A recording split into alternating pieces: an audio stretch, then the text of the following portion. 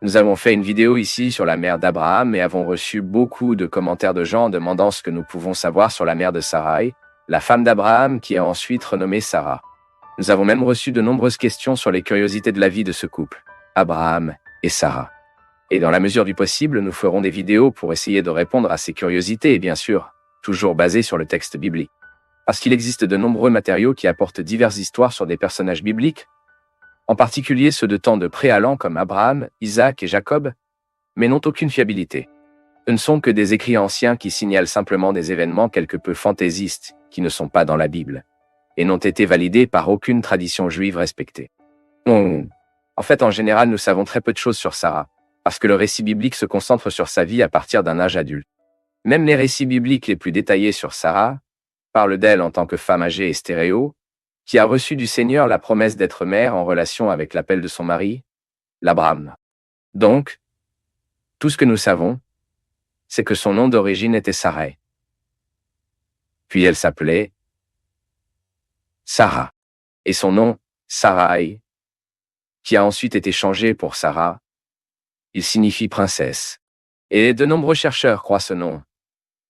Cela avait probablement à voir avec l'idolâtrie de la Mésopotamie où la famille d'Abraham habitait. Certains érudits croient que ce nom a été donné précisément à Sarai en l'honneur de certaines divinités adorées dans cette région. Et si cela est correct, cela peut être une indication que la mère de Sarai était aussi une personne largement impliquée dans l'idolâtrie de la Mésopotamie, comme tout habitant de cette région qui a suivi le polythéisme. Mais, bibliquement parlant, nous pouvons même dire que la mère de Sarah est indirectement citée dans un verset dans lequel Abraham prétend que Sarah était la fille de son père, mais qu'elle n'était pas la fille de sa mère. C'est là dans Genèse 20, verset 12. Nous ne savons pas non plus qui était la mère d'Abraham, mais cette déclaration indique qu'elle aura été liée et a eu des enfants avec plus d'une femme. À cette époque, il était courant dans de nombreuses cultures que les hommes épousent plus d'une femme ou qui avaient des concubines. De plus, de ces arrangements familiaux complètement confus, de nombreux enfants bâtards ont émergé. Dans le cas de la mère de Sarah, il n'est pas possible de savoir si elle était une deuxième épouse de Will à une concubine, soit même une femme au hasard avec qui elle n'avait qu'une sorte de casse. Nous savons même qu'Abraham avait d'autres frères, Haran et Nahor, mais nous ne savons pas exactement si ces frères étaient des enfants de la même mère. Autrement dit, il n'est pas impossible que l'un de ses frères d'Abraham soit le fils d'une autre femme, peut-être la propre mère de Sarah. Quoi qu'il en soit, tout est de la spéculation. Mais ce que nous pouvons dire, c'est qu'aucun du texte biblique n'indique que Sarah était une fille à qui elle ne reconnaîtra pas. Certainement, le texte ne donne aucune marge pour supposer que Sarah a été rejetée par son père ou quelque chose. Comme cela a été dit, elle n'était peut-être pas une fille bâtarde, mais une fille légitime d'un deuxième mariage officiel de volonté. Et certaines personnes remettent en question le fait que Sarah n'est pas citée dans la généalogie de Will dans le livre de Genèse. Mais ce n'est que conforme aux caractéristiques de la plupart des listes généalogiques de documents anciens, qui ne ciment souvent que les descendants masculins d'une lignée donnée. Et une autre question qui se pose toujours est de savoir si les livres apocryphes ou les matériaux extra-bibliques disent quelque chose sur la mère de Sarah. Eh bien, les livres apocryphes et les matériaux extra-bibliques n'expliquent pas non plus qui était la mère de Sarah. En fait, ici, il convient de rappeler que l'énorme majorité de ces matériaux n'ont pas toute fiabilité, pas même comme source historique. Beaucoup de ces écrits sont complètement faux et ont été produits par des auteurs qui ont vécu longtemps après des textes bibliques. Ils n'avaient donc rien à voir avec les écrits bibliques originaux, ou du moins avec le contexte historique dans lequel les événements bibliques se sont produits historiques. Un exemple de cela est le livre populaire de Jazar, que nous avons même réalisé une vidéo à ce sujet ici.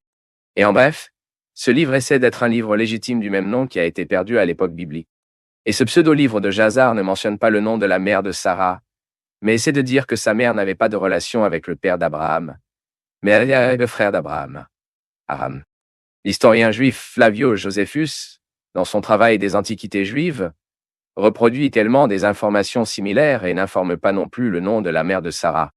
Mais bien que le travail de Josephus ait certainement sa valeur historique, quand assigne avec le conte biblique, le témoignage des Écritures, bien sûr, doit prévaloir. Une autre chose que nous devons également admettre est que tous les matériaux apocryphes ne sont pas au même niveau. Bien sûr, aucun d'entre eux ne sera jamais sur un pied d'égalité avec les Écritures. Bien sûr. Mais alors, que certains livres apocryphes ne méritent aucune mention, il y en a d'autres qui ont même une certaine pertinence, du moins du point de vue historique. Parfois parce qu'ils sont vraiment très vieux, ou pour reproduire une tradition qui a en quelque sorte eu une certaine reconnaissance au sein de la culture juive. Elle est l'un de ces livres apocryphes qui a une certaine reconnaissance, est le livre bien connu de Jubilée, qui avait une copie éthiopienne très bien conservée à ce jour. Et bien que ce livre rapporte quelques détails supplémentaires sur la vie des patriarches israéliens, y compris Abraham lui-même, bien que ces détails ne puissent bien l'éprouver efficacement, le livre du Jubilé ne dit pas non plus que ne signale pas non plus le nom de la mère de Sarah. Ce livre apporte donc des détails supplémentaires à ceux de la Bible sur la vie d'Abraham, et ces détails, nous ne pouvons pas les confirmer. Mais même ainsi, même si c'est un livre qui apporte plus de détails sur la vie d'Abraham, c'est un livre qui n'informe pas le nom de la mère de Sarah. Nous pouvons donc conclure que le nom de la mère de Sarah n'a pas été enregistré dans la Bible, c'est un fait, et ce nom ne peut pas non plus être trouvé dans aucune source extra-biblique relativement sûre. Il n'y a donc pas de tradition juive qui informe le nom de la mère de Sarah, une tradition vraiment fiable. Aucun autre livre produit dans la culture juive qui a une certaine reconnaissance. Donc, la seule chose que nous pouvons faire est d'admettre que nous ne savons vraiment rien de qui était la mère de Sarah, d'accord?